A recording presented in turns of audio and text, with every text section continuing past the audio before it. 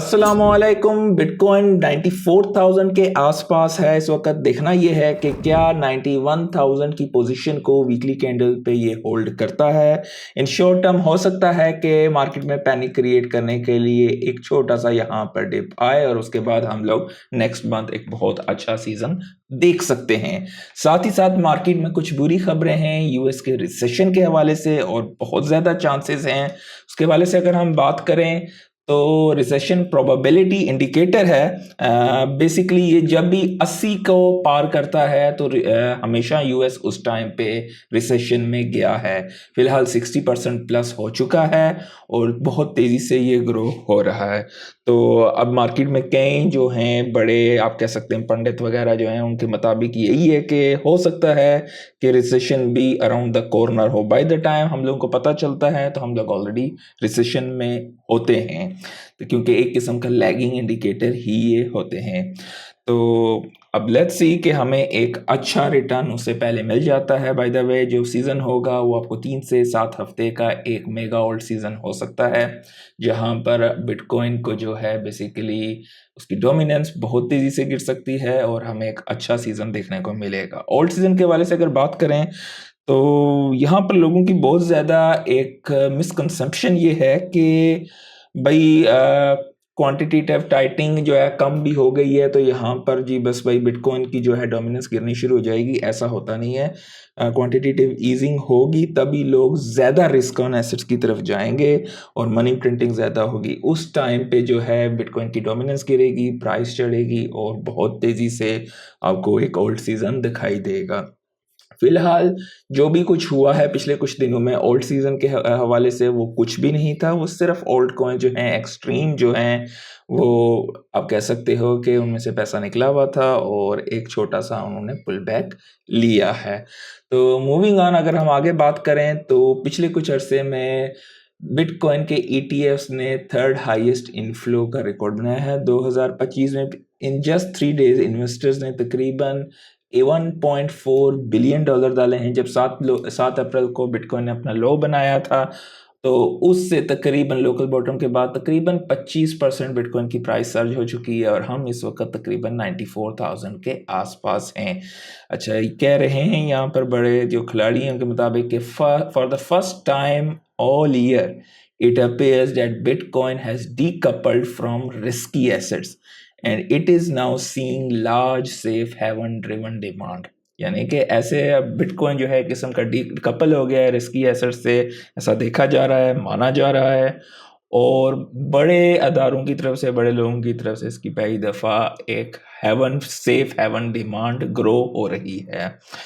और पिछले दिनों में जो कि यूएस का डेब्ट जो था, यूएस की ट्रेजरीज को बेसिकली बहुत सारे मुल्कों ने डंप किया था। पहले तो ज़्यादातर मार्केट में यही शोर मचा हुआ था कि भाई चाइना कर रहा है और जापान भी उसके अलावा जो है उसने भी काफ़ी ज़्यादा यूएस के डेब्ट को जो है इनको सेल आउट किया था। उनके प्राइवेट फाइनेंशियल इंस्टीट्यूशन ने तकरीबन $17.5 बिलियन जो है सेल किया था 4 अप्रैल को और उसके बाद अगले एक हफ्ते में भी तकरीबन 3.6 बिलियन का यहाँ पे सेल ऑफ हुआ था। तो ये बहुत बड़ा सेल ऑफ था। डेफिनेटली इस चीज़ ने यूएस पर भी प्रेशर डाला है।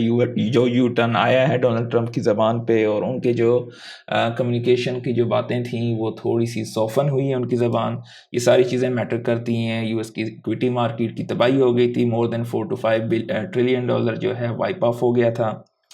टेस्ला ने बहुत ज़बरदस्त रिटर्न दिया है। कल के दिन तकरीबन 9% के करीब एकदम टेस्ला की प्राइस चढ़ी है। पिछले अरसे में जिन लोगों को मैंने काफ़ी दफ़ा आप लोगों के साथ शेयर किया था कि टेस्ला उठा लो $222-223 के आसपास, तो जिन लोगों ने भी उठाया था वेल डन। अभी भी टेस्ला अंडर वैल्यूड है। $300 से नीचे इट्स अ गोल्डन अपॉर्चुनिटी। और जो भी लोग यहाँ पर जीसीसी में रहते हैं आप यहाँ पर मेरे लिंक पर जा सकते हैं। लिंक ट्री के ज़रिए अगर आप यहाँ पर ओपन करते हैं तो $50 का गिफ्ट वाउचर मिलेगा अगर आप बराका के ज़रिए इस कोड को इस्तेमाल करके रजिस्टर करते हैं और कोई भी स्टॉक खरीदते हैं। तो यहाँ पर चैनल की भी सपोर्ट होगी और $50 का गिफ्ट वाउचर भी आपको मिलेगा। बिटकॉइन की डोमिनेंस फिलहाल 63% से ऊपर ही है और ओल्ड सीजन तभी आएगा जैसे कि मैंने पहले कुछ देर पहले शुरू की। क्वांटिटेटिव ईजिंग होगी, साथ ही साथ बिटकॉइन की प्राइस चढ़ेगी, डोमिनेंस गिरेगी और वो बहुत तेज़ी से होगा जब भी वो सीज़न आएगा। ट्रम्प बैक प्रोजेक्ट है वर्ल्ड लिबर्टी फाइनेंशियल उनकी पार्टनरशिप्स एक किस्म की हो रही हैं पाकिस्तान क्रिप्टो काउंसिल के साथ, और इस पार्टनरशिप का मेन फोकस ये है कि इनोवेशन, स्टेबल कॉइन्स की अडॉप्शन होगी और वेब 3 की ग्रोथ होगी। डेफिनेटली खाली यही नहीं है, definitely it's backed by Donald Trump का प्रोजेक्ट है, और इसमें ये भी है कि ज़ाहिर है इसके खाली इकनॉमिकली नहीं, साथ में और भी मुख्तलिफ किस्म की जो है आपस में जो हैं चीज़ें बढ़ती हैं, राब्ते बढ़ते हैं, और स्टेबल कॉइन की अडॉप्शन इसमें एक मेजर फैक्टर है।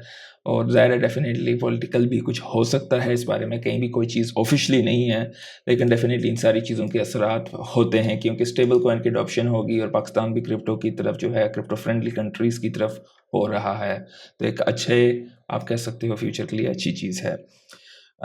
सीजी ने यह कहा है कि यूज़र्स के लिए फ्रीडम ऑफ चॉइस जो है उसको ब्लॉक नहीं होना चाहिए, लेकिन वो लोग जो कि दूसरों को हार्म करने की कोशिश करें, इसे स्ट्रॉन्गली डिस्करेज किया जाना चाहिए।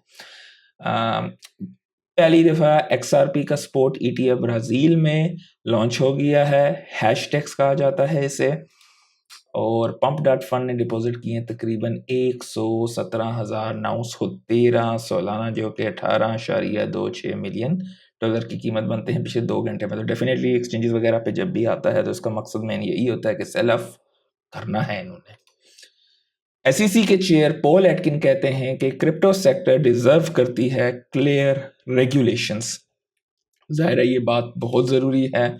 साथ ही साथ एप्पल का जो है अपनी प्रोडक्शन लाइन को वो प्लान कर रहे हैं मूव किया जाए चाइना से इंडिया में 2026 तक। तो लेट्स सी ये होता है या it will take more time, क्योंकि डेफिनेटली स्किल सेट और सारे मैन्युफैक्चरिंग कैपेबिलिटीज़ को शिफ्ट करना, आपकी सारी जितनी भी जो है सप्लाई चेन वगैरह, डेट टेक्स टाइम। चाइना ने एग्जेम्प्ट किया है यूएस की कुछ इंपोर्ट्स पर 125 टैरिफ। अब वो कौन सी हैं फिलहाल नहीं शेयर किया गया है। प्रेसिडेंट ट्रंप ने कहा है कि he would sign a bill banning Congress from trading stocks, मतलब वो एक बिल साइन करेंगे कांग्रेस ताकि ट्रेड स्टॉक्स की ट्रेड ना कर सकें। सवाल ये है कि मीम को इसके बारे में क्या है कि उन्हें भी बैन करना चाहिए, या ज़ाहिर है अगर आप कांग्रेस के जो है स्टॉक्स की ट्रेड की जो है बैनिंग हो रही है यहाँ पे, तो व्हाट अबाउट क्रिप्टो, खास करके जो मीम कॉइन्स मुख्तलिफ किस्म के जो हैं पॉलिटिकल शख्सियात बनाती हैं, जैसे कि इनका अपना ट्रंप है और मेलानिया है। फेडरल रिजर्व ने विड्रॉ मतलब उनकी तरफ से मेन यही है कि बैंक्स जो हैं पिछले अरसे में आपकी जो है वो एक्टिविटी रिपोर्ट वगैरह की रिक्वायरमेंट्स होती थी फेडरल रिजर्व की तरफ से, तो उसका जो है उन्होंने ये कहा है कि फेडरल रिजर्व जो है वो विड्रॉ करें क्रिप्टो की जितनी भी एक्टिविटी की रिपोर्ट्स है बैंक्स के लिए। तो ज़ाहिर है ये एक अच्छी चीज़ भी है और कुछ लोगों के मुताबिक बुरी भी है, क्योंकि इसमें हर किस्म के लोग होते हैं, अच्छे लोग भी होते हैं और बुरे लोग भी होते हैं, कहीं भी हर जगह पे आपको नेक दुनिया ही नहीं मिलेगी।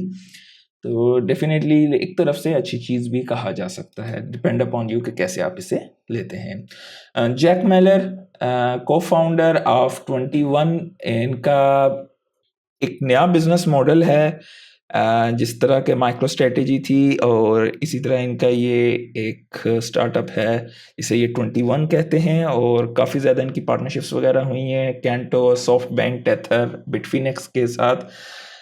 मेन इसमें ये है कि जो भी शेयर होल्डर होगा, इनका मेन आपको मैं मकसद बता देता हूँ, ये 21 को इन्होंने बनाया है कि इनका मेन पर्पज़ यही है कि मज़ीद बिटकॉइन को एक्यूमुलेट किया जाए और आपकी ओनरशिप जो है शेयर होल्डर की वो पर शेयर के मुताबिक हो। उसे ये कहते हैं BPS, यानी कि बिटकॉइन पर share, amount of bitcoin each fully diluted share represents, ठीक है।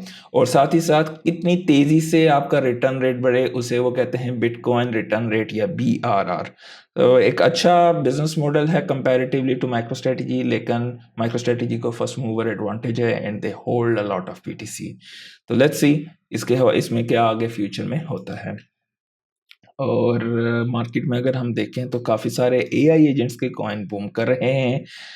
कई दफ़ा आपके साथ मैंने आयोस के हवाले से भी शेयर किया था और मुख्तलिफ AI एजेंट्स के हवाले से भी आपके साथ शेयर किया था, वर्चुअल के हवाले से भी शेयर किया। वर्चुअल ने तकरीबन जो है मेरे ख्याल से 70-80% से ऊपर रिटर्न दे चुका है, वीक में 83% ये रिटर्न्स दे चुका है। फेयर एंड ग्रीड की बात करें तो ग्रीड दोबारा से मार्केट में यहाँ पर आ गया है, बिटकॉइन 94,000 से अबूव है और पिछले 24 घंटे में ब्रेड, वर्चुअल, वर्ल्डकॉइन, बोंक वगैरह और ट्रम्प का कॉइन चढ़ा है। ट्रम्प के कॉइन से बी वेरी केयरफुल। मार्केट को बढ़ाया गया है और ज़ाहिर है रिटेल उनको फंसना नहीं है, यहाँ पे be very careful. Market cap 2.95 trillion की है और बिटकॉइन की डोमिनेंस जैसे कि पहले आपके साथ वीडियो के शुरू में स्टार्ट बताया था 63% के आसपास है। हमें इस चीज़ का बहुत ख्याल रखना है, किवी का बहुत ख्याल रखना है। लाइक ज़रूर कर दीजिएगा, दोस्तों के साथ शेयर कीजिएगा। आज के लिए इतना ही। अल्लाह हाफिज़।